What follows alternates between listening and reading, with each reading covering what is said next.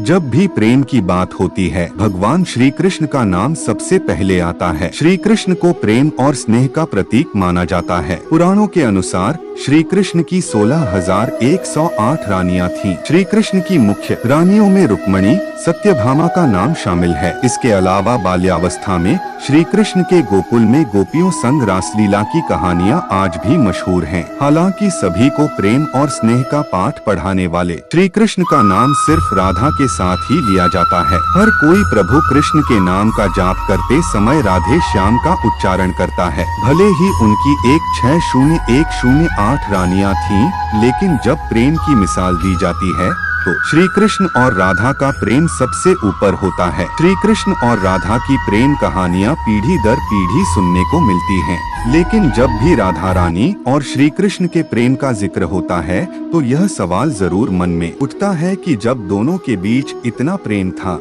तो कृष्ण ने राधा से विवाह क्यों नहीं किया? 16,108 रानियों में एक राधा क्यों नहीं थी? पद्म पुराण के मुताबिक राधा वृषभानु नाम के एक गोप की पुत्री थी। कुछ विद्वान मानते हैं कि राधा का जन्म यमुना नदी के पास स्थित रावल गांव में हुआ था। बाद में उनके पिता बरसाना में आकर बस गए थे। हालांकि कुछ लोगों का यह मानना है कि राधा का जन्म बरसाना में ही हुआ था। बरसाना में राधा जी को लाडली कहा जाता है। ब्रह्मवैवर्त पुराण के अनुसार राधा जी कृष्ण से 4 साल बड़ी थीं और उनकी मित्र थीं। राधा जी से जुड़ी कई अन्य मान्यताएं भी हैं। ब्रह्मवैवर्त पुराण के अनुसार राधा का विवाह रायान नाम के व्यक्ति से हुआ था, जो कि माता यशोदा के भाई थे, यानी रिश्ते में राधा कृष्ण की मामी लगती थीं। हालांकि अन्य पुराणों में ऐसा जिक्र नहीं मिलता। मान्यता है कि जब श्री कृष्ण 8 साल थे तो उनकी मुलाकात राधा से हुई, जो 12 साल की थी। श्री कृष्ण राधा से प्रेम करने लगे। दोनों एक दूसरे से विवाह भी करना चाहते थे। जब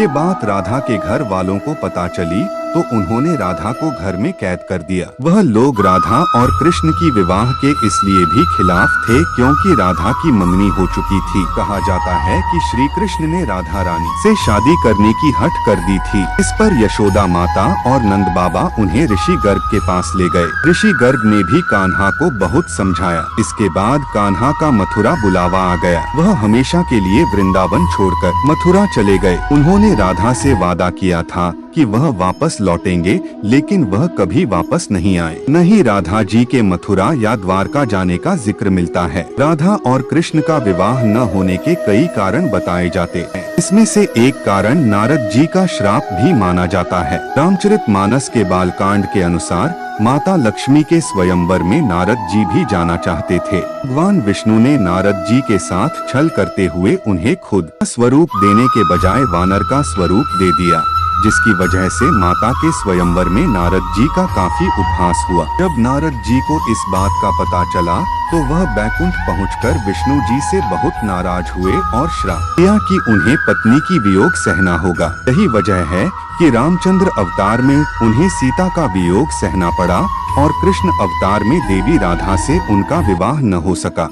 मत यह भी है कि देवी राधा ने ही श्री कृष्ण से विवाह के लिए मना किया था। राधा यशोदा पुत्र कान्हा से प्रेम करती थीं, लेकिन जब वह मथुरा गए तो राधा रानी खुद को महलों के जीवन के लिए उपयुक्त नहीं मानती थीं। लोग चाहते थे कि श्री कृष्ण एक राजकुमारी से विवाह करें, इसलिए राधा ने श्री कृष्ण से विवाह न करने की ठान ली। ये भी कहा जाता है कि राधा को महसूस हो चुका था कि श्री कृष्ण भगवान का अवतार हैं। वह खुद को एक भक्त मानने लगी थी। राधा श्री कृष्ण की भक्ति में लीन हो चुकी थी। वह भगवान से विवाह नहीं कर सकती थी। भगवान श्री कृष्ण की शरारतों, उनकी लीलाओं और छल सभी कुछ मनुष्य के लिए कोई न कोई सीख ही थी। राधा से विवाह करना भी मनुष्यों को दो प्रेम की असली परिभाषा से परिचित कराना था। कहा जाता है कि एक बार देवी राधा ने कान्हा से पूछा कि वह उनसे विवाह क्यों नहीं करना चाहते। इस पर श्री कृष्ण ने कहा कि कोई अपनी आत्मा से विवाह करता है क्या? श्री कृष्ण राधा को खुद से अलग नहीं बल्कि अपना ही अस्तित्व मानते थे। वह मनुष्यों को यह सीख देना चाहते थे कि प्रेम भौतिक संबंध से नहीं बल्कि आध्यात्मिक प्रकृति है। प्रेम और विवाह एक दूसरे से अलग नहीं है। जैसे राधा कृष्ण बिना विवाह भी सदियों से